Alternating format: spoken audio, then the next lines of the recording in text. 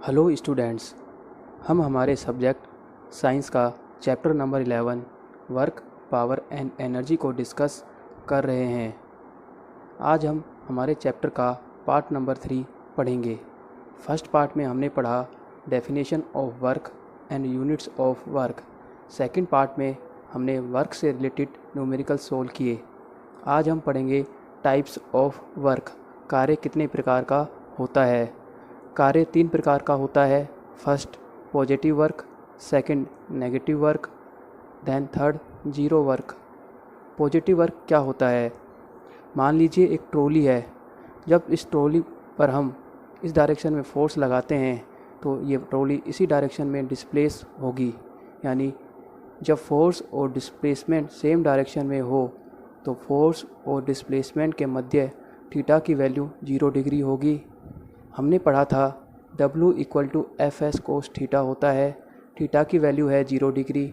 जब हम थीटा की वैल्यू 0 डिग्री पुट करेंगे तो कोस 0 की वैल्यू होती है 1। तो W equal to F S हमारे पास आ जाएगा, जो कि पॉजिटिव है। तो हम कह सकते हैं कि जब डिस्प्लेसमेंट और फोर्स की डायरेक्शन सेम हो तो किया गया कार्य हमेशा पॉजिटिव होगा। सेकंड होता है negative work. If the force is done opposite to the direction of displacement, जब डिस्प्लेसमेंट के अपोजिट डायरेक्शन में बल लगाया जाए तो किया गया कार्य नेगेटिव होता है। मान लीजिए एक ट्रॉली है। जब से ट्रॉली पर हम इस तरफ से बल लगाते हैं और डिस्प्लेसमेंट इस डायरेक्शन में होता है तो एक नेगेटिव वर्क होगा, क्योंकि डिस्प्लेसमेंट और फोर्स के मध्य 180 डिग्री का एंगल 180 डिग्री का एंगल बन रहा है। और हम जानते हैं W equal to F S cos theta होता है। थीटा की वैल्यू होती है 180 डिग्री। जब हम थीटा की वैल्यू 180 डिग्री पुट करेंगे, हमने मैथ में पढ़ा है कोस 180 डिग्री की वैल्यू होती है -1। तो हम रखेंगे W equal to F S cos 180 की वैल्यू हुई -1। जब -1 को एफ एस से मल्टीप्लाई किया तो W equal to minus F S हमारे पास प्राप्त हुआ।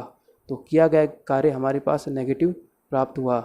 तो हम कह सकते हैं कि जब फोर्स और डिस्प्लेसमेंट की डायरेक्शन सेम हो तो किया गया कार्य पॉजिटिव होगा।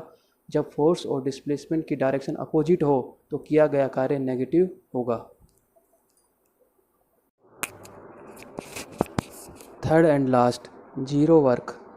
If the force acting on the object is in the perpendicular to direction of its displacement, यानी जब लगाया गया बल डिस्प्लेसमेंट के साथ 90 डिग्री का एंगल बनाता हो या लगाया गया फोर्स डिस्प्लेसमेंट के साथ परपेंडिकुलर हो तो किया गया कार्य जीरो होता है। हम जानते हैं we know W equal to F S cos theta. Theta की वैल्यू है 90 degree. W equal to F S cos theta की जगह हमने 90 डिग्री पुट किया। कोस 90 की वैल्यू होती है 0 degree. W equal to F into S cos 90 की वैल्यू है 0। जब हम 0 को एफ एस से मल्टीप्लाई करते हैं तो हमारे पास किया गया कार्य हो जाता है 0। यानी जब फोर्स और डिस्प्लेसमेंट की डायरेक्शन सेम हो तो किया गया कार्य पॉजिटिव होगा। जब डिस्प्लेसमेंट और फोर्स की डायरेक्शन अपोजिट हो तो किया गया कार्य नेगेटिव होगा।